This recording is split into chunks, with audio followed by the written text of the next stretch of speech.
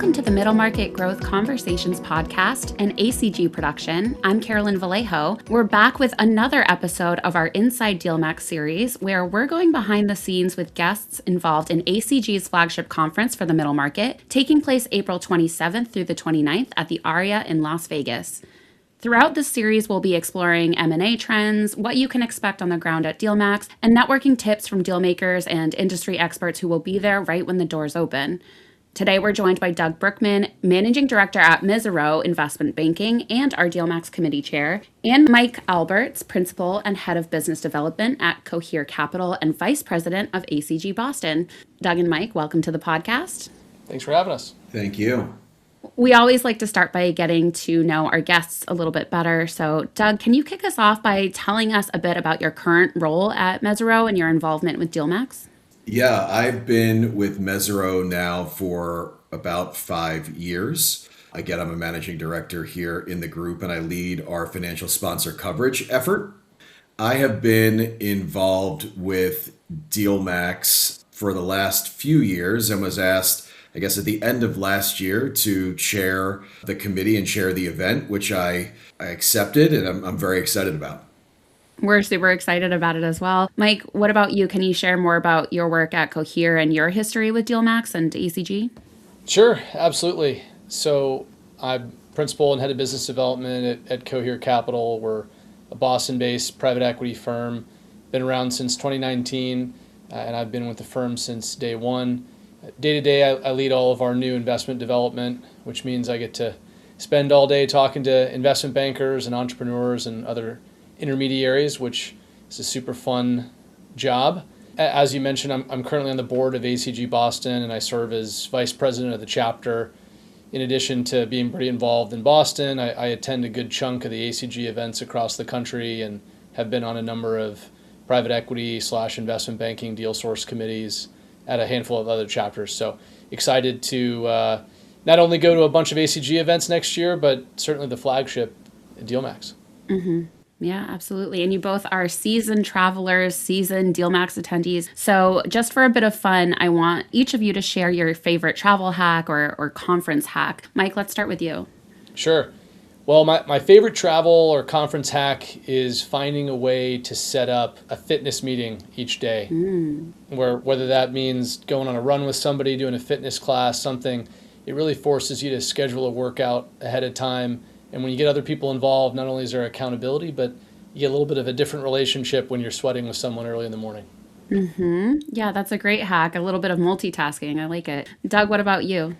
One of the things that I like to try to do, and it's not always possible, is not to overload myself when it comes specifically to DealMAX. You easily can get bogged down in doing too many meetings, and then I feel like the quality of those meetings end up deteriorating pretty rapidly. So I really try to pick good quality meetings, but not overload myself during the event. Pace yourself. That's definitely a huge thing to remember, especially at DealMAX. Well, I want to talk about the broader sentiment in deal making today and the kind of sentiment that we're likely to see throughout the year. It's a feeling that you can really sense it in the air at DealMAX every time you walk through those doors. And it can change the mood, quite frankly, of the conference, whether people are feeling optimistic or not. So I want to hear about some of the trends that you're watching in the deal making space in these first few months of 2026. Doug, let's start with you on this one. Well, I don't think the sentiment can get any worse than what it was during 2025 DealMAX. I want to say that was either the day of Liberation Day or the days that followed Liberation Day. And there were just a lot of people scratching their heads trying to figure out what was going to happen, if anything at all. And it kind of froze the environment, at least during DealMAX and then for the months directly thereafter. I personally believe and think that we're in for a pretty big pickup in just overall deal volume. And I think sentiment has definitely picked up, assuming that all things kind of remain status quo, whether it's geopolitical or economic. There are just too many assets, especially in the private equity universe, that need to come to market to trade. And if you talk to other sponsors and other bankers that are out there, everyone's pipeline is as big as it's ever been, and they're waiting to launch deals right after the first of the year. And I know we've been hearing that for a few years now, but it really feels like things are going to break loose a bit and get a bit easier, hopefully, to get some deals done. Okay, a bit of bullishness we all like to hear. Mike, what about you? Are you feeling the same optimism? Yeah, I'll just echo everything that Doug just said. I think that this past year, everything went on hold for a while. Certainly at the beginning of the year, and then over the summer, we saw some deal volume start to break loose. But I think people just got comfortable with the uncertainty and maybe got a little bit more comfortable with you just can't time the market right now. And so everyone's been sitting on the sidelines, like Doug said. There's pretty healthy pipelines, and also there's a lot of private equity folks that have been waiting to exit assets.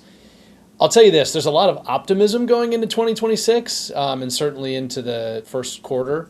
So I'm really hoping that that's going to come to fruition. I think, if anything, people are going to will it to happen. So I am expecting the vibe at DealMAX to be extremely positive, and everyone will be really excited for, hopefully, a flood of deals.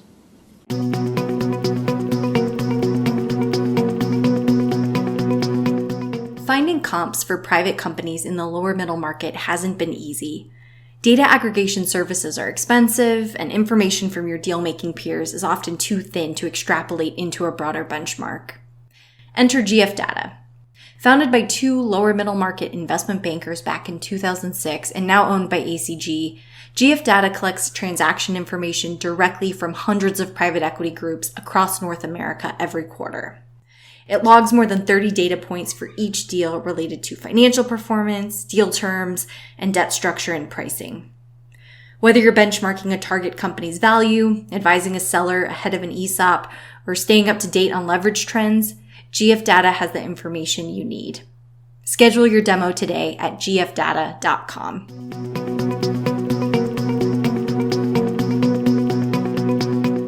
Well, attendees for DealMAX this year will notice there are going to be a couple changes that we're very excited about. And I'm curious to know if there are any maybe events or part of the programming or any of these new features that either of you is particularly excited about or looking forward to heading into DealMAX. Doug? Yeah, I mean, look, I obviously have been heavily involved with a few of the changes, that one of which you'll definitely see and feel, and the other you may or may not. But I'm very excited for the kind of floor plan change that we have undertaken to kind of bring everybody together across the deal source rooms. I think it'll make it feel a bit warmer, and I feel like you'll maybe be able to interact with more people in easier fashion. I'm also excited to see how this new lender track that we're implementing this year goes. There has been a concerted effort to try to bring additional folks and drive additional value for different groups within the ACG umbrella. And this year is a focus within that lender universe. So bringing capital markets folks from both investment banks and private equity firms, as well as lenders, together to try to create their own deal source like function, where historically it's only been the investment bankers meeting with folks like Mike and Cohere Capital and other private equity firms. We're trying to expand that, and we've done that in the past with the Strategic Acquirers Forum and bringing in some of the corporates. Now we're trying to shift our focus a bit towards lenders and really bring people together kind of across the entire value chain of the deal universe. Mike, what about you? Yeah, every year I leave DealMAX thinking I'm not sure how it could get quite better than it is. But then you put people like Doug at the helm and they do all those exciting changes like he just mentioned. I think this past year, what I've heard the most from people is, what's the deal with DealMAX? Is there an ACG event that I should go to? Is DealMAX the one? And I think that some of these changes every year, just trying to make sure it's inclusive for all the attendees and really valuable for all attendees. I know that's not a specific feature, but I am excited about this upcoming year. No, that makes a lot of sense. And part of the value that DealMAX really does bring to its attendees is, this opportunity to network and to facilitate these really high value connections that are so central to the deal making world, of course. That really is at the heart of DealMAX. So I'm curious about any tips or strategies you both can share for how attendees can approach those conversations, maybe some tips for ACG access and one-on-one meetings. Mike, let's start with you. Yeah, as Doug has mentioned already today, DealMAX is pretty big and can be a bit overwhelming. And I think that there's a belief that you need to meet with as many people as possible when you're out there. And the biggest tip I can offer is focusing on quality or overlap more than quantity, and really going into every conversation with a little bit of prep work. It takes less than a minute or two to look up someone's LinkedIn profile or their website, to come prepared to your meeting with some backdrop. And I think that goes for using ACG Access as well. Doing your homework before sending out meeting invites, making sure that there's good overlap between your firms, or at least that you're communicating what it is you want to meet with somebody about. That way, it sort of keeps that ACG Access hygiene and makes sure that everyone is not inundated or overwhelmed. Doug, anything to add there? Yeah, look, there are two things that I would highlight. I try to go into DealMAX with the view that the meetings that I'm having are either going to be more of a general catch up with someone that I already know, and it's more of just a see and be seen, shake hands, generally, spend some time with them over the 20-minute meeting that you're going to have. And then the other group, to Mike's point about looking at kind of quality over quantity and overlap, I always try to meet with a few folks that either I've never met with before and or I don't come across in my frequent travels, and really try to expand the ecosystem in which we're trying to cover or do cover. I also kind of look at some of these meetings as more of a jumping off point. And I'm not necessarily trying to get a huge amount of content out of them. And hopefully we get one piece or one thing out of each meeting. But I look at it more as a way to follow up with folks and have that secondary discussion, whether it's with someone else in the organization or around a specific asset or just around something that is more specific than the general catch up you're likely having at DealMAX. Yeah, absolutely. And these meetings are pretty much nonstop for so many attendees at DealMAX every year. But as you both are well aware and seasoned and familiar with, these meetings can happen almost anywhere. And DealMAX does present a lot of opportunities to connect with people that, maybe are unexpected a little bit. So I'd love to hear about any stories from each of you about some connections or conversations that you've had at DealMAX that maybe came about in an unexpected way. Mike, let's start with you. That's a great question. I think that one of my favorite things about DealMAX is you have such a large group of people concentrated in a small location. So when you're walking up and down the halls in between meetings, or you're just walking down the escalators to get into the deal rooms, you're going to run into people. And I think some of the value of going to DealMAX is seeing the people that maybe you didn't schedule a meeting with, but that you really wanted to see and you wanted to say hello to, you wanted to touch base. And I've found that when I leave DealMAX, a couple of those meetings or conversations, whether it's a lender or a banker or another private equity guy or gal that says, hey, I saw you at DealMAX, by the way, we got this deal, it's not a fit for us, sending it your way. And just kind of getting on people's mind that way is probably one of my favorite parts about the event. Mm-hmm. Doug, what about you? Yeah, look, I love the event. And this kind of goes back to some of the other things that I was saying. I mean, the critical mass of people in one location where you can tackle a lot in a very short period of time, I find to be extremely useful and valuable. To Mike's point that he was just making, just passing somebody in the casino after the dinners or on your way to a cocktail function, these kind of casual, impromptu catch-ups are different than just sitting down and talking about what are you guys seeing in the market, or focusing so specifically on the work product. And you're really building these long-term relationships with people that kind of go beyond just the deal environment or an individual or specific deal. And that's one of the reasons why I really like going to DealMAX, and what I really get a lot out of DealMAX is because you get some of these more casual encounters or casual interactions with people that can really foster a really deep relationship for a long time to come. Mike, we were talking earlier about the opportunity to multitask and get a meeting in while getting a workout in, which is such a great idea. And we know that you are regular at the DealMAX Run Club. Tell us a bit about the Run Club and how that's been valuable or helpful to you to meet individuals and continue making connections. Yeah, absolutely. I look at the DealMAX Run Club as a fantastic way to, for one, catch up with people that you've run with in the past, but also it's a great way when people reach out, hey, do you have a meeting slot? If you don't have any meeting slots left, you can say, well, hey, I'm going to be at Run Club tomorrow morning at 6 or 6:30 a.m. if you want to join me. And I've made some really interesting relationships through Run Club, not only at DealMAX, but other ACG events. Again, where you may not have anything specific to do from a work standpoint right away, but when you spend 30 minutes, 60 minutes with someone running, you get to know them as a person. And I think that turns into business or at least, other introductions along the way. So it's a really great way to meet some people. I think it's very inclusive.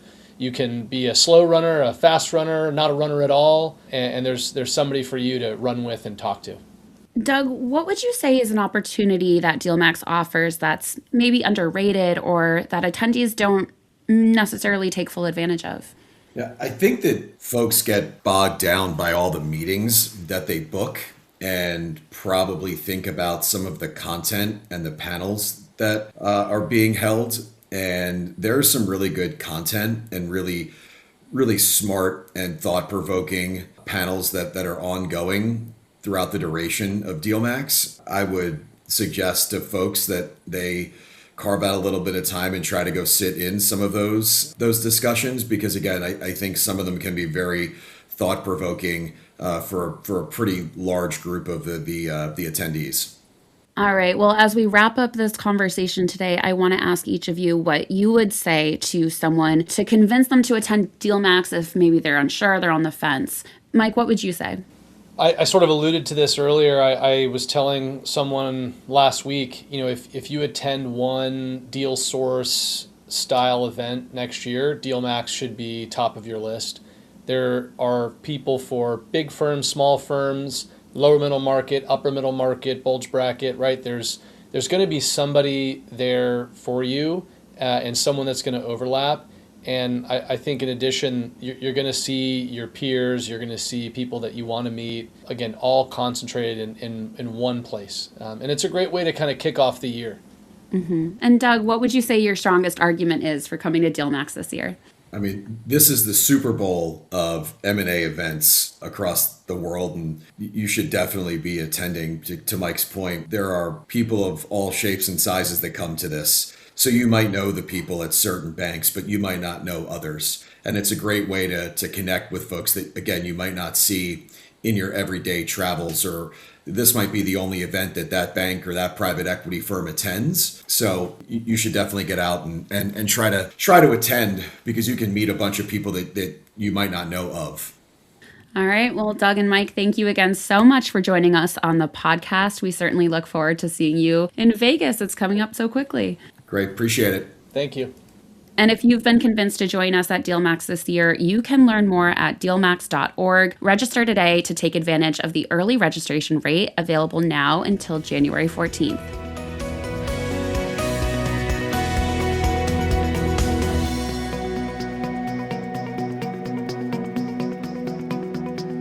Thank you for listening to this episode of Middle Market Growth Conversations. If you haven't yet, please subscribe to the podcast on Apple Podcasts, Spotify, or wherever you listen to podcasts. This podcast is produced by the Association for Corporate Growth. Learn more about us and discover new opportunities to network with middle market dealmakers at acg.org. For more thought leadership from dealmakers, business leaders, and other experts, visit middlemarketgrowth.org. If you like what you've heard today, please rate and review the podcast. And finally, if there's a topic or guest you'd like to hear on the podcast, or if you have any other feedback you'd like to share, send a note to us at tips@acg.org. Thanks again for listening.